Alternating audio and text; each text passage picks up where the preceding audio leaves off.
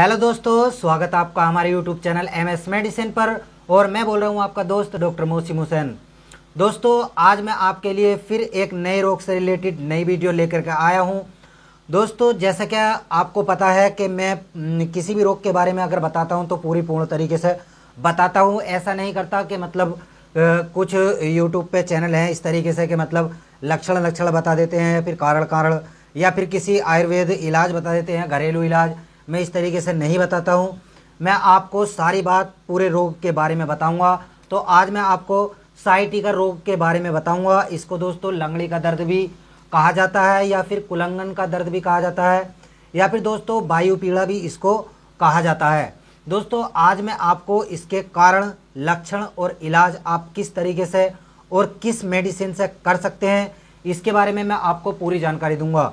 अगर आपको और भी किसी रोग से रिलेटेड परेशानी है, कोई भी और रोग आपको है दोस्तों, तो मैंने बहुत सारी वीडियो बनाई हुई हैं, या तो उसमें से आप देख लीजिए, या फिर मैं अपना जो है व्हाट्सएप लिंक डिस्क्रिप्शन में दे दूंगा। आप वहां जा करके मुझसे चैट करके उस रोग के बारे में पूछ सकते हैं, जानकारी ले सकते हैं। मैं आपको पूरी मेडिसिन बता दूंगा और आपको कोई भी ज़रूरत नहीं है ज़्यादा पैसा खर्च करने की, कहीं भी किसी डॉक्टर पर जाने की। आप जो है मुझसे कॉल करके पूछ सकते हैं किसी भी रोग के बारे में, किसी भी रोग के लक्षण के बारे में, या फिर आपको वो रोग किस कारण हुआ है उसके बारे में, आप उसमें कौन सी मेडिसिन खा सकते हैं, इसके बारे में मैं आपको पूरी जानकारी दे दूंगा। दोस्तों, इससे पहले आप मेरे चैनल को लाइक कीजिए, शेयर कीजिए और सब्सक्राइब कीजिए और बेल आइकन घंटी दबाइए ताकि आने वाली हर एक नोटिफिकेशन आप तक पहुँचती रहे। दोस्तों, चलो चलते हैं सियाटिका नाम के रोग के लक्षणों की ओर। दोस्तों, इसके लक्षण कुछ इस प्रकार हैं कि यदि अगर किसी भी व्यक्ति को साइटिका नाम का दर्द हो रहा है, तो जब ये दर्द शुरू होता है तो कुछ इस तरीके से होता है कि आपके कोई भी पैर में हो, चाहे लेफ्ट में या राइट में, किसी भी पैर में आपके ये दर्द हो सकता है। जब ये दर्द शुरू होगा दोस्तों, तो पैर में जो है सुन्नता होने लगेगी, पैर जो है सुन्न होने लगता है और पैर में बहुत ज़्यादा झंझनाहट सा महसूस होने लगता है। दोस्तों, इसके बाद दर्द जो है आपके कूल्हे से लेकर और पैर की एड़ी तक हो जाता है, और दर्द इसका इतनी तेज होता है दोस्तों कि कोई भी व्यक्ति, कोई भी रोगी हो, चलने फिरने में बहुत ज़्यादा दिक्कत हो जाती है, और वो जो है ठीक तरीके से ना ही कहीं बैठ पाता है, ना ही ठीक तरीके से उठ पाता है। दोस्तों, अगर उससे कहा जाए कि मतलब आप अगर मरीज को आप नोड़ाने लगे, आगे को झुकाने लगे, तो उससे ठीक तरीके से झुका भी नहीं जाता है दोस्तों। और दर्द जो है दोस्तों कभी बहुत ज़्यादा हल्का होता है और कभी कभी बहुत ज़्यादा तेज होने लगता है। दोस्तों, दर्द जो है हमारे जो है कूल्हे से लेकर और जांग के जो है पिछले हिस्से में जो नस होती है उसमें होता है। टांग कभी कभी दोस्तों बहुत ज़्यादा अकड़ भी जाती है, और दर्द नीचे तक ऐसा हो जाता है दोस्तों पूरी तरीके से जैसे कि कोई चीज़ उसके अड़ रही है और ठीक तरीके से मतलब टांग मोड़ भी नहीं पाता है। और दोस्तों, इसका दर्द जो है खांसने पर बहुत ज़्यादा बढ़ जाता है, या फिर अगर कोई व्यक्ति किसी चीज़ पे सवारी कर रहा है, जैसे कि मोटरसाइकिल पे बैठा है, तो उसकी वजह से जो है दर्द में बहुत ज़्यादा वृद्धि होती है और दर्द बहुत ज़्यादा तेज होने लगता है। दोस्तों, इसका दर्द जो है 1 दिन, 2 दिन, महीने, 2 महीने, साल, 2 साल तक भी रुक जाता है और दर्द नहीं रुकता है। और दोस्तों, इसमें जो है मरीज को बहुत ज़्यादा तकलीफ होती है, बहुत ज़्यादा परेशानी होती है। मरीज जो है मतलब अगर कहीं जाना चाहता है तो जा भी नहीं पाता है। दर्द इतना तेज होता है कभी कभी कि मरीज जो है सिसक उठता है, और कोई भी इंजेक्शन या मेडिसिन लगाने पर भी उसको उस समय आराम नहीं मिल पाता है। दोस्तों, ये थे इसके लक्षण के किन लक्षण मतलब सियाटिका नाम का जो रोग है उसमें आपको क्या क्या लक्षण दिखाई देते हैं। और दोस्तों, ये रोग जो है आजकल बहुत ज़्यादा चल रहा है। अधिकतर मरीजों में देखा जा रहा है कि सियाटिका नाम का दर्द बहुत ज़्यादा मरीजों में उठ रहा है, मरीज बहुत ज़्यादा परेशान है। तो परेशान होने वाली कोई बात नहीं है दोस्तों। अगर आपको या आपसे रिलेटेड, आपके संबंध में या घर मोहल्ले में अगर कोई भी व्यक्ति इस तरीके का मरीज है, आपकी जानकारी में कोई भी, तो आप मुझसे इसकी मेडिसिन पूछ सकते हैं, या फिर आप वीडियो पे देख के उसकी मेडिसिन कर सकते हैं। कोई भी दिक्कत, किसी भी तरीके की कोई भी परेशानी वाली बात नहीं है। दोस्तों, ये थे इसके लक्षण। अब मैं इसके कारणों के बारे में आपको बताऊंगा कि इसके कारण किस तरीके से दिखाई देते हैं, मतलब किन कारणों की वजह से आपको सियाटिका नाम का दर्द हो सकता है। दोस्तों, चलो चलते हैं इसके कारणों की ओर। दोस्तों इसके कारण कुछ इस प्रकार हैं कि यदि अगर किसी व्यक्ति को भी साइटिका नाम का दर्द हुआ है तो उसके जो है, अगर उसको गठिया की बीमारी है, मतलब गठिया का रोग है उसको, तो उसमें भी जो है इसके लक्षण दिखाई देने लगते हैं।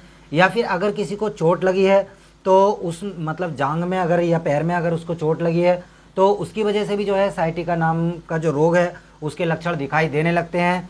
या फिर दोस्तों अगर कोई व्यक्ति कुर्सी पर बैठा रहता है, मतलब 12-13 घंटे कंटिन्यू कुर्सी पर बैठा रहता है, और जो उसके पैर के पीछे वाली नस है जिसकी वजह से साइटिका का दर्द होता है, अगर वो नस उसकी दबी रहती है तो उसकी वजह से दोस्तों ये एक महत्वपूर्ण इसका कारण है जिसकी वजह से दर्द होता है। या फिर अगर कोई बेंच पे, मतलब किनोरदार बेंच हो और उस पर बैठ जाए, उसकी नस दबे, तो उसकी वजह से भी जो है उसके लक्षण हो सकते हैं। या फिर दोस्तों अगर कोई व्यक्ति मतलब किसी मोटरसाइकिल पे, गाड़ी पे बैठ रहा है और बैठे बैठे बहुत टाइम, मतलब उसको गाड़ी चलाते चलाते हो गया और उसका पैर जो है, पैर की नस जो है दबी हुई है पूरी तरीके से, तो उससे भी दोस्तों उसका दर्द जो है, उसमें साइटिका नाम का जो रोग है उसके लक्षण दिखाई देने लगते हैं। ये इसका महत्वपूर्ण लक्षण है, महत्वपूर्ण कारण है।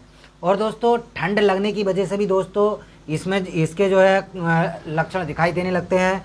या फिर दोस्तों अगर आप कोई भी जांघ की ऐसी कोई कसरत कर रहे हैं जिसकी वजह से आपकी नस को पीड़ा हो रही है तो उसमें भी जो है आपको साइटिका नाम का जो रोग है उसके लक्षण दिखाई देने लगते हैं। या फिर दोस्तों आप ज़्यादा चलते फिरते हैं, बहुत ज़्यादा चलने फिरने की वजह से भी जो है इसके लक्षण दिखाई देने लगते हैं।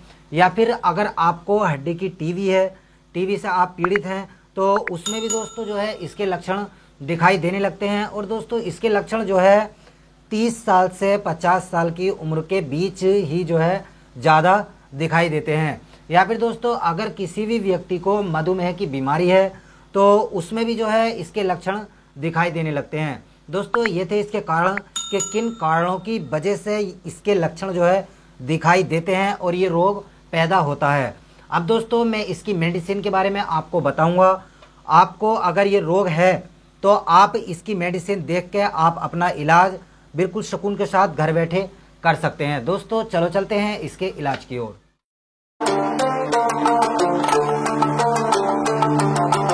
दोस्तों इसका इलाज हम कुछ इस प्रकार कर सकते हैं कि यदि अगर किसी व्यक्ति को भी साइटिका नाम का दर्द है तो वो जो है इसका इलाज कुछ इस प्रकार कर सकता है कि बोवरान एसर टैबलेट आती है दोस्तों। अगर किसी मरीज को जो है दर्द हो रहा है तो आप जो है मरीज की आवश्यकता अनुसार वो आप मरीज को दे सकते हैं। या फिर IV-6+ टैबलेट आती है दोस्तों, आप जो है मरीज की आवश्यकता अनुसार मरीज को वो भी दे सकते हैं।